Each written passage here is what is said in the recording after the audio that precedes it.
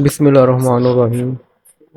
आज 10th chemistry chapter number 9 lecture number 11 start करेंगे हम। अच्छा, इसके अंदर हमने स्टडी करना है आज importance of the equilibrium constant. Importance of equilibrium हमने स्टडी करना है, इक्विलिब्रियम कांस्टेंट। अच्छा, इसके अंदर predicting direction of a reaction, ये स्टडी करेंगे। इसके बाद एक और एक्सटेंट ऑफ रिएक्शन भी है, predicting the extent of a reaction. अच्छा, सबसे पहला मेरा क्वेश्चन है प्रिडिक्शन। प्रिडिक्शन का मतलब क्या होता है? प्रिडिक्टिंग।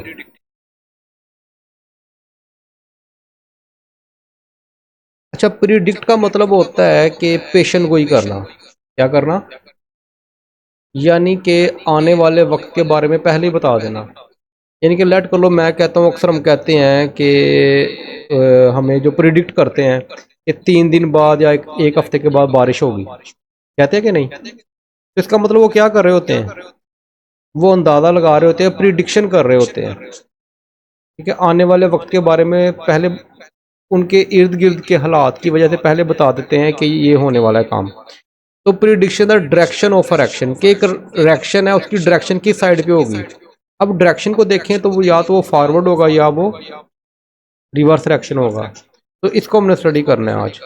तो इसके अंदर जो है ना, prediction the direction of reaction के अंदर हमें ना दो चीज़ों का इल्म होना बहुत ज़रूरी है, उसके बगैर आपको समझ नहीं आएगी। सबसे पहले है रिएक्शन कोशेंट, क्या उसी जिसे दार करते हैं। इक्विलिब्रियम कांस्टेंट जिसे केसी कहते हैं। इसमें से एक तो पता होगा आपको, इक्विलिब्रियम कांस्टेंट का पता है कि नहीं? क्या होता है ये?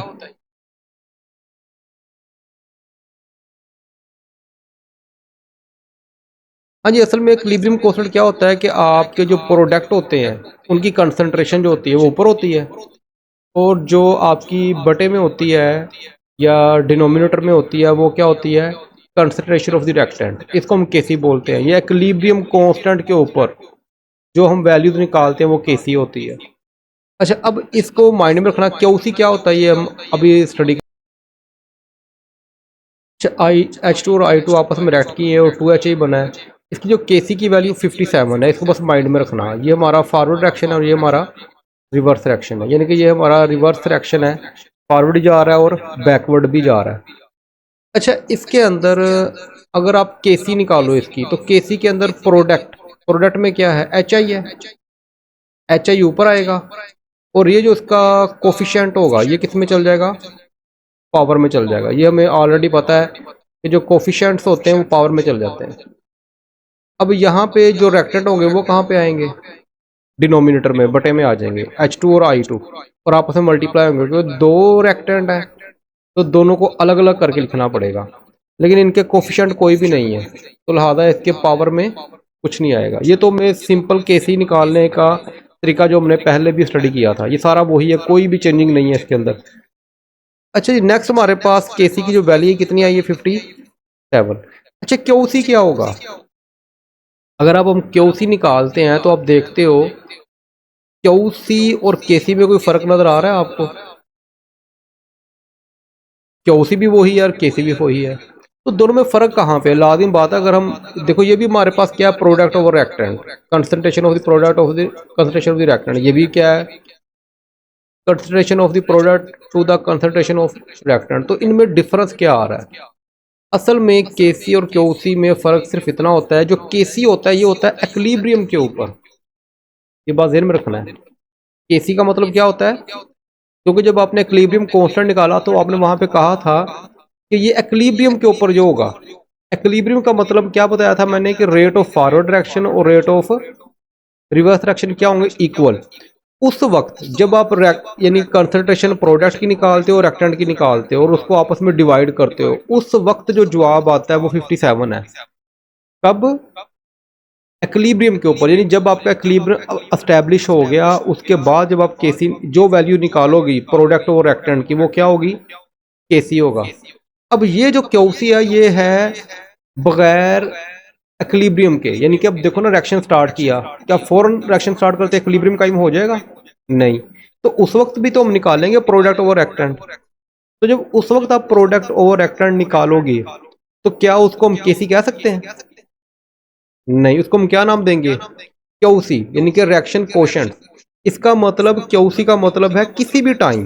अब देखो मैं यहाँ पे टी लगाया हुआ है, इसका मतलब किसी भी टाइम, यानी कि किसके अलावा, एक्विलिब्रियम के अलावा, यानी एक्विलिब्रियम के अलावा किसी भी टाइम जब आप कोई चीज़ निकालते हो, प्रोडक्ट ओवर रिएक्टेंट निकालते हो, उसको हम केसी नहीं बोलेंगे, क्या बोलेंगे, क्यूसी। ये डिफरेंस समझ में आ रहा है कि नहीं?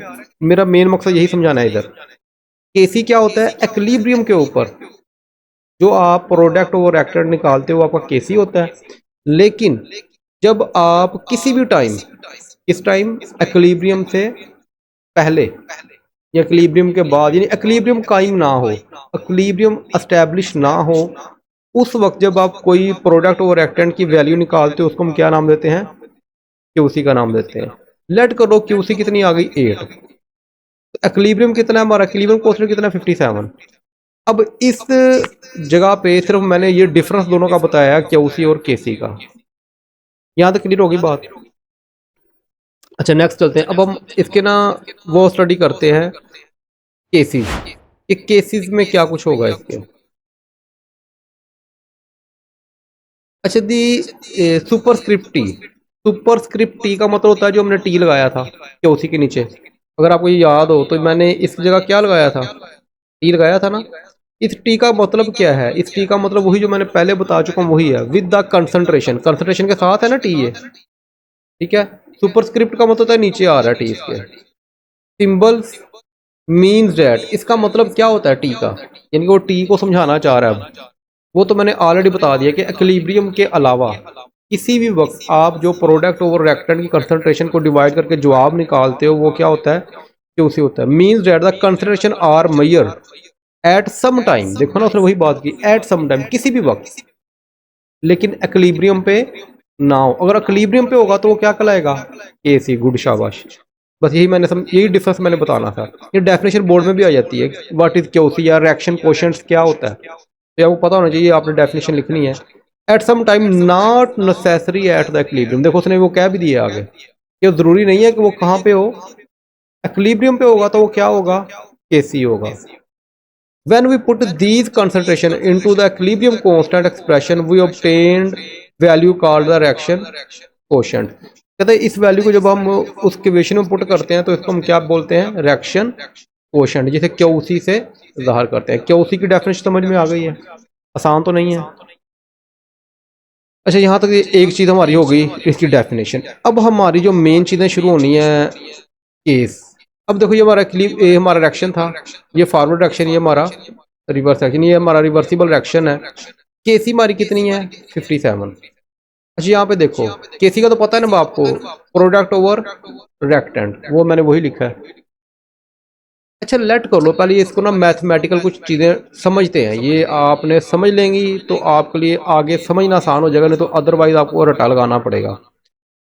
अच्छा अब ये देखो, ऊपर क्या लिखा मैंने, 1000, और बटे में क्या लिखा मैंने, 2।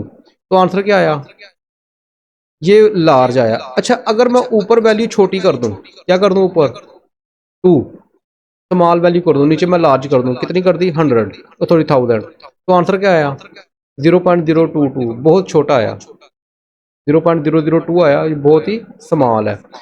अब इससे आप क्या अंदाजा लगाते हो, कहता है अगर आपकी ऊपर वाली वैल्यू बड़ी हो और नीचे वाली वैल्यू छोटी हो तो आपका आंसर लार्ज आएगा। अगर आपका ऊपर वाली वैल्यू छोटी और नीचे वाली बड़ी हो तो आपका आंसर स्मॉल आएगा। अब ऊपर से क्या मुराद है, ऊपर से मुराद है प्रोडक्ट, क्योंकि ऊपर हमेशा क्या आते हैं और नीचे बटे में हमेशा क्या आते हैं। तो इसका मतलब आपने जब भी मैंने ऊपर या नीचे वाली बात करनी है तो आपके फौरन माइंड में आना चाहिए कि ऊपर का मतलब है प्रोडक्ट की कंसंट्रेशन, प्रोडक्ट की मिकदार। और जब मैं बटे में आऊँगा तो बटे में जैसे ही आऊँगा तो आपके माइंड में क्या आनी चाहिए बात, रिएक्टेंट की मिकदार या कंसंट्रेशन। ये वैसे कंसंट्रेशन और अमाउंट का मैंने डिफरेंस पहले बता दिया आपको। अच्छा लेट करो ये हमारी क्यूसी कितनी है, 8, और केसी कितनी है। अब बताओ क्यूसी कम है और केसी ज़्यादा है। अब इसको आपने भूल जाना है, केसी को नहीं सोचना, आपने सोचना है किसको, क्यूसी को। क्यूसी हमारा क्या आ रहा है, कम आ रहा है ज़्यादा आ रहा है, कम आ रहा है, 8 आ रहा है, यानी केसी से कम आ रहा है, लेस आ रहा है। अच्छा जब हमारी वैल्यू स्मॉल आती है, अब आप गौर करना, क्यूसी हमारा यही था और वो क्या आ रही है, स्मॉल। जब स्मॉल आती है वैल्यू तो इसका मतलब क्या होता है? अब के इसका मतलब होता है कि ऊपर वाली वैल्यू छोटी और नीचे वाली वैल्यू बड़ी, इसी वजह से तो जवाब छोटा आया। इसी वजह से अब वही बातें आ रही ना पुरानी। इसका मतलब क्या हुआ कि ऊपर वाली वैल्यू छोटी होने का मतलब है कि प्रोडक्ट कम है और रिएक्टेंट ज्यादा है। जब प्रोडक्ट कम होंगे और रिएक्टेंट ज्यादा होंगे तो रिएक्शन आपका फॉरवर्ड जाएगा रिवर्स जाएगा? अब देखो ना, अब आपने 8 से जाना है 57 की तरफ, तो लाजमी बात है हमें प्रोडक्ट को बढ़ाना पड़ेगा ताकि हमारा जवाब 8 से क्या आ जाए, 57 आ जाए। तो इसका मतलब ऊपर वाले हमें एच आई को बढ़ाना पड़ेगा, तो एच आई को बढ़ाने का मतलब प्रोडक्ट को बढ़ाना पड़ेगा। तो प्रोडक्ट को बढ़ाने के लिए, एच आई को बढ़ाने के लिए मुझे रिएक्शन किधर लेके जाना पड़ेगा? फॉरवर्ड लेके जाना पड़ेगा। तो यहाँ पे याद रखना कि आपका रिएक्शन क्या आ जाएगा, फॉरवर्ड। अब देखो हमने कोई एक्सपेरिमेंट नहीं किया, हमें सिर्फ क्यूसी और केसी का पता था कि क्यूसी हमारा छोटा है और केसी हमारा बड़ा। तो इससे हमें ये अंदाजा लग जाएगा कि जब भी क्यूसी स्मॉल हो और केसी बड़ा हो, हमेशा याद रखना कि आपका रिएक्शन किधर जाएगा, फॉरवर्ड जाएगा। ये तो एक रटा हो गया ना कि क्यूसी स्मॉल हो और केसी बड़ा हो तो रिएक्शन किधर जाएगा, लेकिन आपका ये सारा कॉन्सेप्ट उसके अंदर शामिल है कि क्यों फॉरवर्ड जाएगा, ये उसकी वजह है, इस रीजन के बिना पर जाएगा। ये कॉन्सेप्ट क्लियर हो गया। ये पहला केस है, ये आपको बुक में लिखा होगा तो उसको अच्छी तरह स्टडी कर लेना है। अच्छा, बोर्ड में क्वेश्चन भला क्या आता है, ये शॉर्ट क्वेश्चन आपके एक्सरसाइज में है। How direction of reaction can be predicted, कि आप किसी भी रिएक्शन को प्रिडिक्ट कैसे कर सकते हो। तो ये तीनों केस, कि क्यूसी स्मॉल है, क्यूसी लार्ज है, क्यूसी बराबर है, ये तीनों केस आपने उसके अंदर लिखने हैं। ठीक है, तो बहरहाल ये इस क्वेश्चन के अंदर तीनों पार्ट आ जाएंगे। तो मैं ये क्वेश्चन इसलिए बता रहा हूँ क्योंकि आप लोगों को बहुत ज़्यादा कन्फ्यूजन होती है क्वेश्चन का, किस क्वेश्चन का कौन सा आंसर है। अच्छा आऊँगा, अब मैं कहता हूँ क्यूसी हमारा 79 है, क्यूसी ज़्यादा हो गया और केसी हमारा क्या है 57। अब क्यूसी ज़्यादा है और केसी कम है, क्यूसी ज़्यादा कब होगा? लाजिम बात है जो ऊपर वाली वैल्यू ज़्यादा होगी तो जवाब ज़्यादा आएगा। आ रही ना बात समझ? अब मैं चाहता हूँ ये कम हो जाए, एच आई कम हो जाए। तो एच आई कैसे कम होगा? जब रिएक्शन, जब ये रिवर्स जाएगा तो ये एच आई कम होना शुरू हो जाएगा। तो इसका मतलब इस केस के अंदर आपका रिएक्शन क्या जाएगा, रिवर्स। इजी तो नहीं है, बस वो आपको बेस समझा दिया, उस बेस की वजह से आपको सारा इजी। बाकी अगर आपने कॉन्सेप्चुअल नहीं भी करना तो इसको एज सच रटा भी लगा सकते हो, लेकिन वो भूल सकता है। लेकिन इस कॉन्सेप्ट की बेस पे आपको ये भूलेगा नहीं। क्लियर होगी बात यहाँ तक? तो जब भी आप, तो बोर्ड में एक और क्वेश्चन आता है इस तरह, क्वेश्चन नंबर 13 एक्सरसाइज का, ये उसके अंदर है। If reaction quotient Q C of reaction is more than K C, what will be the direction of the reaction. देखो वही नहीं है कि क्यूसी क्या है, मोर देन यानी बड़ा है, और केसी, तो रिएक्शन क्या जाएगा, रिवर्स जाएगा। उसके अंदर जो बुक के अंदर वर्ड यूज हुए हैं वो आप यहाँ पे वो लाइन लिख सकते हो, वो एक आधी लाइन है वो। ठीक है, बाकी ये कॉन्सेप्ट इधर से समझ आ जाएगी आपको। क्यूसी और केसी क्या हो, दोनों इक्वल हो तो क्या होगा, वो तकरीबन दोनों ही बराबर होंगे। तो जब दोनों बराबर होंगे तो हम कह सकते हैं रिएक्शन क्या है, इक्विलिब्रियम पे है। ये तो मेरे ख्याल समझाने की जरूरत नहीं है, तो दोनों ही इक्वल है। तो इसका मतलब जो हम केसी निकाल रहे हैं उसी वक्त ही क्यूसी निकाल रहे हैं। इसका मतलब वो केसी और क्यूसी एक ही चीज है। मैंने कहा था जब इक्विलिब्रियम पे आ जाए उस वक्त जब आप प्रोडक्ट और रिएक्टर निकालोगे वो असल में क्यूसी नहीं होगा बल्कि क्या होगा, केसी ही कहलाएगा, क्योंकि वो इक्विलिब्रियम स्टेज के ऊपर आप उसको निकाल रहे हो। क्लियर होगी बात यहाँ तक? यहाँ तक क्वेश्चन की प्रॉब्लम? अच्छा, बोर्ड में ये क्वेश्चन आता है, how you can now that a reaction has achieve an equilibrium state. तो ये आप बता सकते हो कि जब क्यूसी और केसी क्या हो जाए, दोनों इक्वल हो जाएं, तो वो आपका रिएक्शन क्या हो गया है, उसने इक्विलिब्रियम अचीव कर लिया है। देखो ये क्वेश्चन बोर्ड में आए हुए हैं और ये आपके एक्सेल में मौजूद भी हैं, तो मैंने क्वेश्चन नंबर भी साथ लिख दिया कि आप इजीली वहाँ स्टडी कर